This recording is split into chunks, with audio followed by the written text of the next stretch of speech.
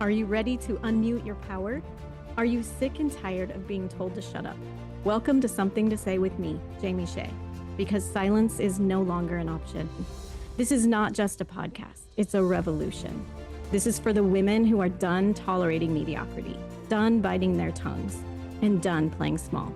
With bold truths and unfiltered insights, I'll help you rip off that proverbial muzzle, put your stake in the ground, and take back the power you were told to suppress.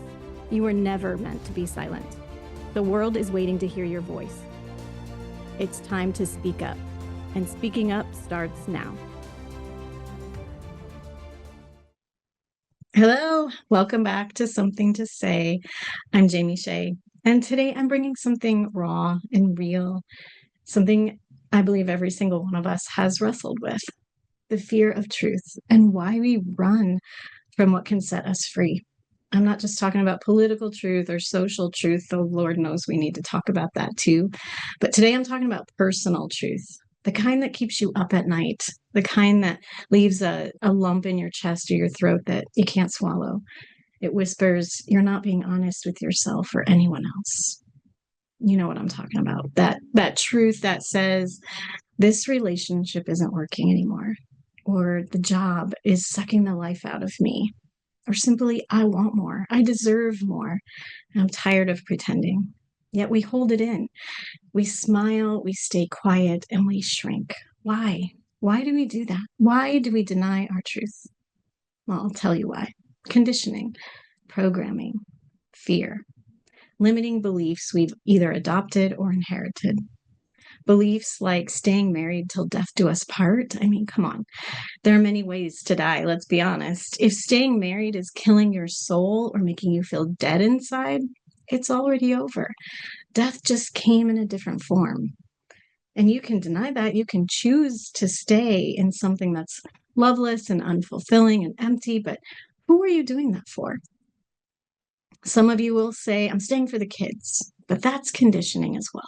Kids are deeply impacted by toxic, abusive, loveless marriages. Studies have shown that. So what are we really teaching them? Because that is called suffering, my friend. Do you believe that marriage equals suffering? Do you believe that all relationships are hard, or that they suck, or that there's nothing better out there? Or that no matter who you're with, it'll be the same, so you might as well stick with the shitty one you have? Because those are not truths. They're limiting beliefs, keeping you small, keeping you stuck right where you are. Because it's easier to ignore the truth and bury your head in the sand, blaming your problems on everything and everyone else, than it is to be honest with yourself and take a chance on your happiness, isn't it? Because you might get it wrong. You might regret your decision, right? Well, the same is true for a job or career. Staying in a job because it'll look bad on your resume if you leave too soon, again, is not truth. It's conditioning. I know for a fact it's not truth. The real truth is that changing jobs can get you more money faster and put you in higher positions quicker than working for the same company. I'm living proof of that. If you hate your job, you dread Mondays, you're living for the weekends or vacations, well, guess what? Your truth is screaming in your face and you're ignoring it. Why do we do this to ourselves? Why are we so afraid of the truth? Speaking truth is terrifying for a reason. It's because we've been trained not to do it. We were raised to be polite, to avoid rocking the boat, to be agreeable, to make others comfortable, despite our truth, despite our needs and our wants and our dreams, especially as women, especially if you grew up in a home, a religion, or a culture where obedience was praised more than authenticity. And let's be real, most of us were rewarded for our obedience, not our boldness, not speaking truth or standing up for ourselves. And certainly we're not rewarded for disrupting the status quo, but that's what I'm here to do. To disrupt the lies. I'm here for truth. Truth is my friend and always has been. I always say truth comes to me. I don't have to go looking for it, because it does. People close to me in my life have seen how truth shows up, how it just comes to me. What I need to know will show up. And I believe it's because I'm not afraid of it. When truth does show up, even truth that sucks, that hurts or breaks my heart, I say thank you. Thank you, because now I know the truth and I can do something to get myself back on the path that's meant for me. And that's why I'm doing this show. Something to Say is about speaking personal truth, universal truths that many people just don't know of or haven't been exposed to. And because of that, they don't question their belief system. They can't see outside the world that they've been conditioned to believe. Truth is our friend and healer because truth is medicine, but only if we're willing to swallow it. And sometimes we're terrified of the healing we say we want.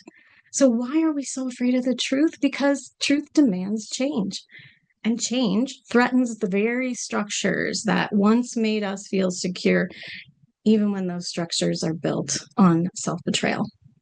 So, I want to name some of the real fears that we experience when we have a truth to share. The first and foremost is the fear of losing love and belonging. Many of us stay in relationships and communities, jobs, churches, not because they nurture us, but because we're terrified what will happen when we leave. We're taught that speaking our truth and honoring our needs or changing who we are is selfish. That love is conditional, that if we stop conforming, we'll stop being loved. The belief, if I grow, I'll outgrow them. If I become me, I'll be alone. But here's the truth that no one teaches us soon enough. If people stop loving us or they abandon us when we choose to change or change our life, their love was always conditional. They never really saw you. They loved you for your sameness, not your soul. They loved you for your compliance, not your core. And when you lose those people, you're not losing love. You're losing the cage they want you to live in, the cage they live in. And I know it still hurts. It still sucks. But I promise you that when you choose your happiness, you'll attract other people, other friends who will honor you in the same way you're honoring yourself. Their love will be unconditional because they'll love who you are, your essence. Another fear is the fear of responsibility because truth creates clarity and clarity creates responsibility. When we see the truth of a toxic relationship, of a soul crushing job, of a limiting belief system, we can't unsee it. And then we face the hard question. Now that I know, what will I do? Some stay in denial because they acknowledge the truth. If they acknowledge the truth, they'll feel obligated to act. And that action often means discomfort, upheaval, or having to start over. And some of us would rather settle than soar. Some of us will choose to stay on the side of the fire and decide it's good enough because they don't know if they can make it through that fire, that purification process of letting go of what no longer belongs to us. So we'll hang on and hang on and hang on until the universe rips it from our hands. But here's the plot twist. Avoiding responsibility is avoiding your liberation. And freedom, while heavy at first, always makes you lighter in the end. Another fear is the fear of shattering the illusions. Many of us build our lives around illusions. You'll say, I'm happy when it's clear you're not, or it's fine. This is fine. We all know what fine means. God wants me to stay.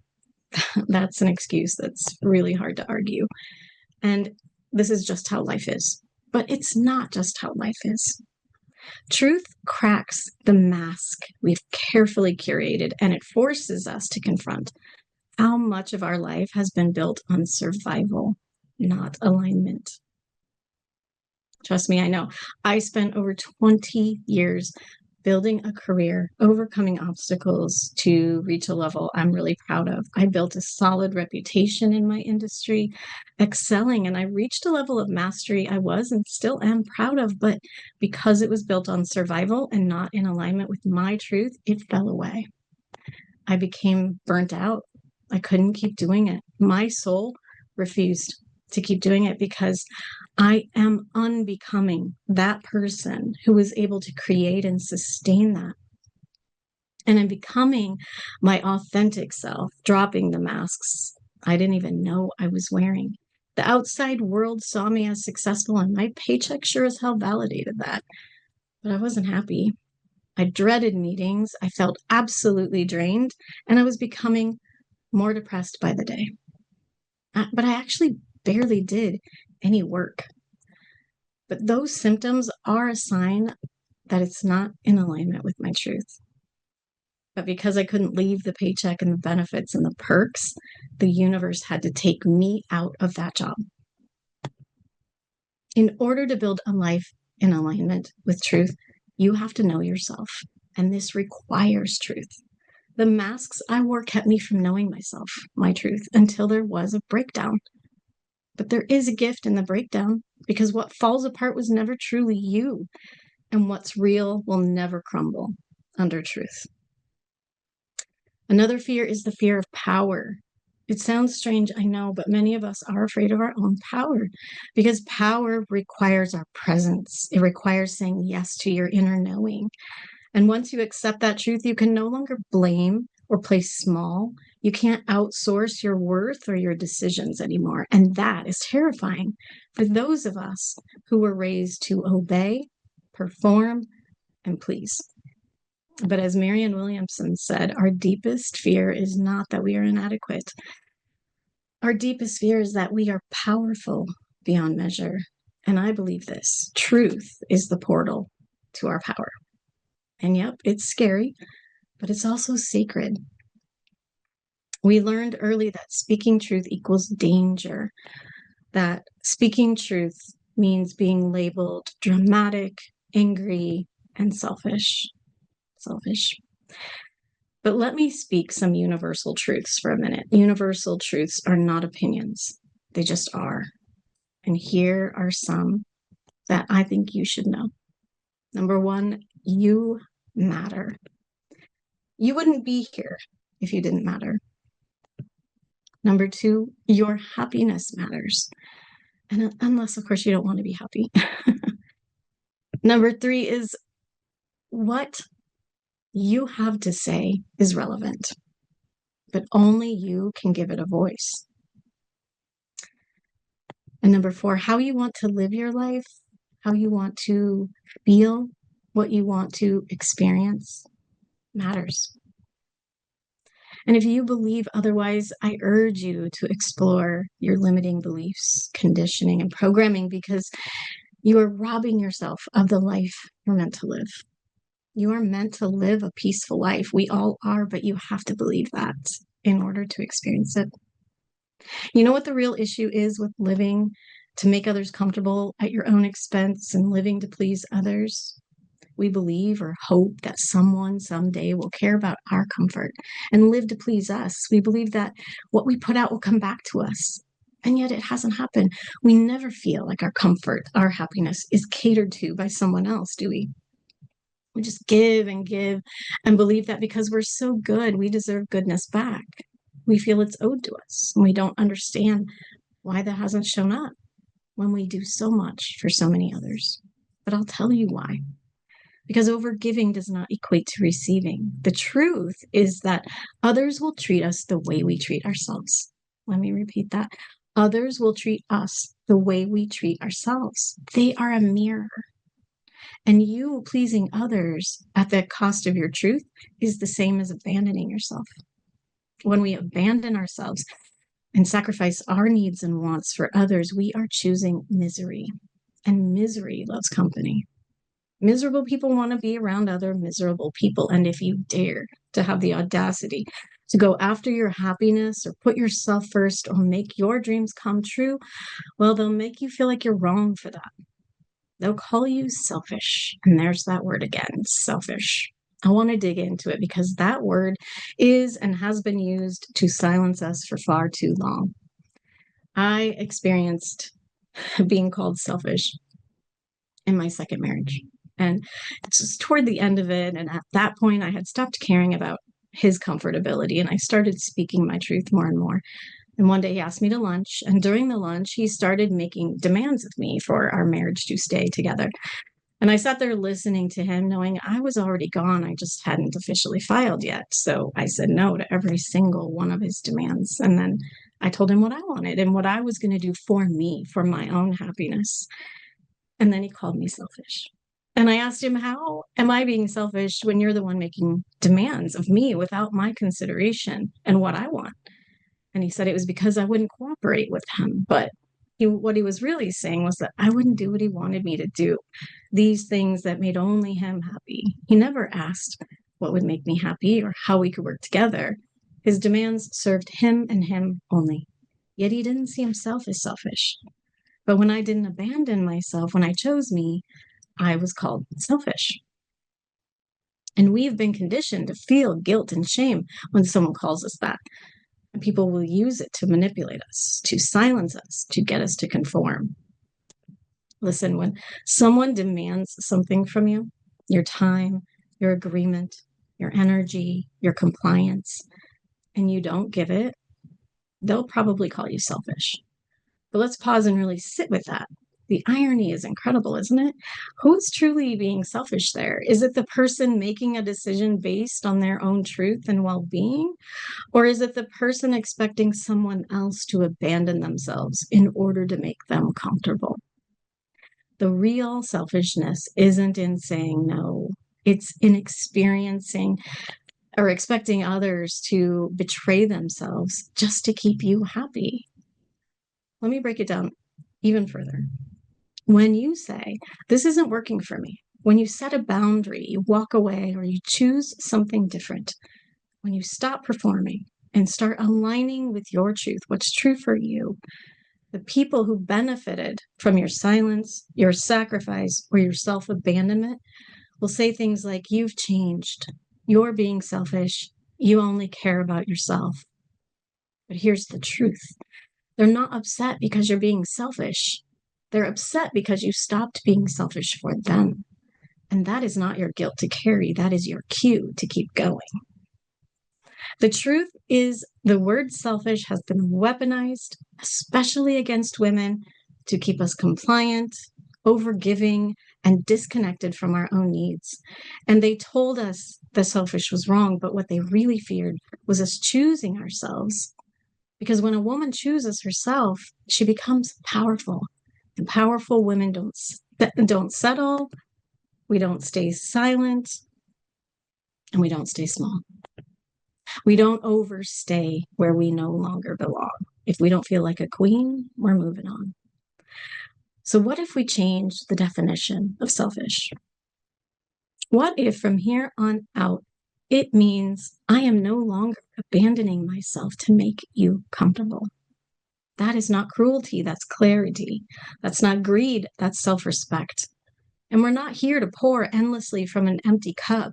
That's a slow death sentence. We're here to fill our lives with purpose, presence, and joy, and then let everything we give flow from the overflow. Because self-care isn't indulgence, it's a necessity. And self-prioritization is not narcissism, it's sovereignty. When we believe the lie that selfish is bad and that it's good to sacrifice yourself for others, we are being silenced. And we internalize that. And over time, that silence becomes a habit, a mask, and a prison. Reclaiming the word selfish is a radical act. And that is what I'm recommending. It's not about being inconsiderate. It's about recognizing that centering yourself, it's not a betrayal.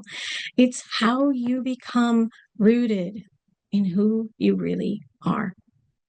And the ones who truly love you, they won't ask you to shrink or be silent or sacrifice your truth just to stay in their good graces. When we hide our truth, whether out of fear, guilt, survival, or conditioning, we don't just lose our voice, we lose ourselves, and the cost is steep. Hiding may seem like protection, but it's actually a slow erosion of our confidence, our vitality, and our sense of identity. Every time we silence ourselves to avoid rocking the boat, we send the message to our inner being that your truth is not safe.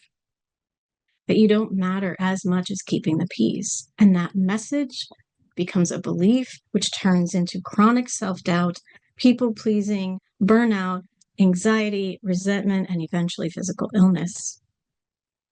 We become a shell of a human being, wondering why we feel lost, numb, or invisible when it all started with the choice to hide rather than heal.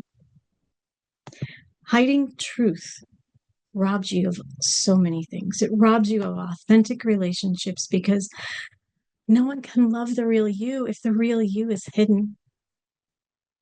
It robs you of opportunities because truth is magnetic, and when you shrink to be palatable, your power fades away. It robs you of peace because maintaining a false version of yourself takes constant energy and effort, and it drains your soul. And because hiding creates a kind of emotional claustrophobia, it robs you of joy, where even the good moments of your life feel muted at best. Your voice is your contribution. But if you're hiding from the world is missing out on what you have to say. The truth is never what destroys relationships. Hiding is. Silence is. Resentment is. Truth is what sets things right. But here's what truth can do. When you finally tell the truth, something holy happens. Yep, it's going to shake things up. Yes, you're going to piss people off, but it will also wake you up and you will feel this relief. You will be unburdened. No more pretending and hiding and lying. Freedom tastes so sweet. And you'll notice you'll have this smile creep onto your face that you can't contain for no apparent reason. You'll feel like you can fly. And you'll have this sense of peace that you've never known before. And some people will be shocked and confused and maybe mad that you look so happy and at peace if you just blow up their world. And they may resent you. They may say, how dare you be happy? But others will be inspired and others will be like, I want what she's having. Here's some truth for you. The people who are meant for you, the ones who truly love you, won't run from your truth. They won't abandon you when you decide not to be miserable anymore. They'll rise to meet it. They'll be inspired by it. And those are your people. The rest, well, as long as they continue to avoid their own truth, they're going to avoid you too. And that's what the show is about. Helping women like you and men who get it or want to get it, reclaim your voice, your power, and your sacred truth. Truth is the way to the highest, happiest, most fulfilling life. So where do we start? Ask yourself this.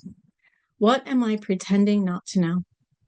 That question alone can crack something open because we all know deep down, whether we let it surface or not, is entirely up to us. And it's rooted in trusting our own ability to handle truth, whatever that may be. Then tell one small truth, just one. Maybe it's writing in a journal, I'm not fulfilled. Maybe it's texting a friend and saying, I'm struggling. Maybe it's looking in the mirror and whispering, I deserve better. And when it gets uncomfortable, and it will, don't run away. Stand in it. Be uncomfortable. Be scared. And in that moment, feel how alive you feel in that. Yeah, it's messy. It's scary, and it might make you want to throw up. But soon you'll be glowing, feeling lighter, freer, and happier than you've ever been. Discomfort is not danger. It's your growth trying to break through. Harriet Tubman said, I freed 1,000 slaves. I could have freed 1,000 more if only they knew they were slaves. Many of us don't realize we're slaves to the system, the conditioning, the patriarchy.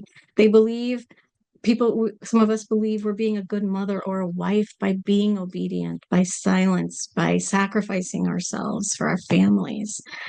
But that requires obedience, which implies submission, which means you have given your power over to someone else. We are not meant to be owned. We are not meant to be the same. We are not meant to follow dictators or authoritarians or any rules that do not align with truth. You are meant to create the life you want. You're meant to manifest the dream that's in your heart, to make the impossible possible or die trying. Harriet Tubman didn't wait for permission. She didn't wait for the system to change. She left, she escaped, and she risked her life again and again to return and free others. And that's what truth does. It doesn't sit politely, it disrupts, it dares, it demands action, following an inner knowing when everything around you says it's impossible. That's what real truth is. Not just what's factual, but what's aligned, what's divine, what calls us out of survival and into our liberation. Harriet didn't wait until everyone agreed with her. She didn't even wait for the people she was trying to save to want to be free. She knew that people will resist the truth, not because it isn't good, but because it threatens what's familiar. And what's familiar is the devil. You know, we talked about this in my last episode. We've been taught to fear the truth, to run from it, avoid it, water it down. We've been told truth will ruin things, our relationships, our reputations, our sense of safety. But here's what I want to leave you with today. Truth is not the thing that ruins your life. It's the thing that saves it. Truth reveals what's real.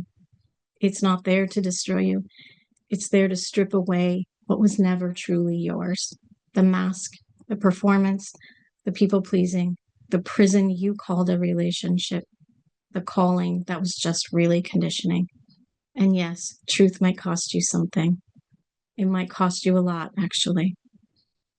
But truth is your friend, and truth is medicine, and truth is the way to your happiest, healthiest, most fulfilling life.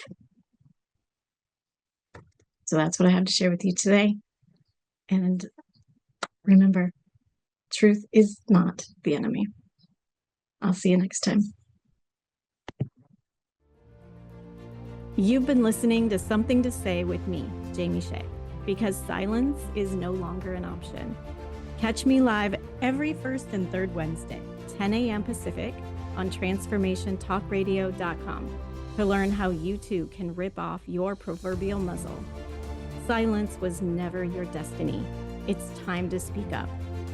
Subscribe to my channel to listen first when new episodes drop. Follow me on social media and visit guidedbyjamie.com to join the community that has something to say.